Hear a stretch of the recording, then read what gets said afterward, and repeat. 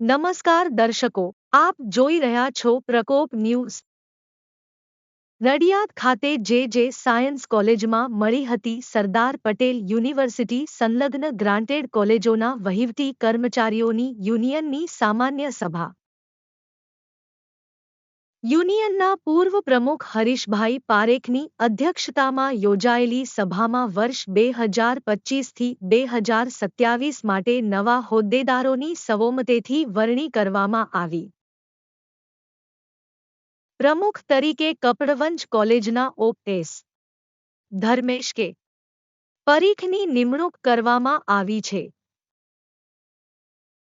ઉપપ્રમુખ તરીકે દર્શનભાઈ સુથાર અને દેવાંગભાઈ સુથાર, મંત્રી તરીકે અનિરુદ્ધ પટેલ, સહમંત્રીઓ કૃણાલભાઈ શાહ, સંજયભાઈ રબારી, વિજયસિંહ પરમાર, સંગઠન મંત્રીઓ ગિરીશભાઈ સોલંકી, સૌરભ પંચાલ અને વિશાલ ઠાકોરનો સમાવેશ થાય છે।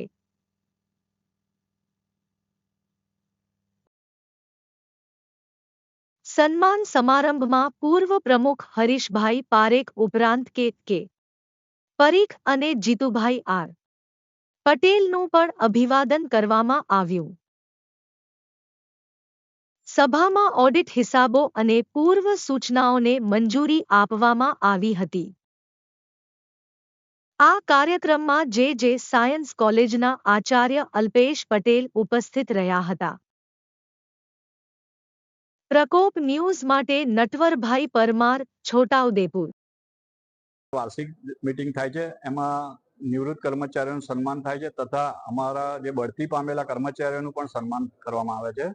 અને આ સરકારશ્રી સાથે જે અમારા છેલ્લા ઘણા વર્ષોથી પ્રશ્નો છે કે ભાઈ હાલમાં સ્ટાફ બિલકુલ કોલેજોમાં પૂરો થઈ ગયો છે, તો આ માટે અમે સરકારને રજૂઆત કરીએ છીએ કે ભાઈ તાત્કાલિક આ ભરતી કરો અને નવો સ્ટાફ આપો। કર્મચારીઓ સાથે વૈચારિક આદાન પ્રદાન કરવામાં આવશે અને સૌ સંગઠિત રહી આ સંમેલનને સફળ બનાવે।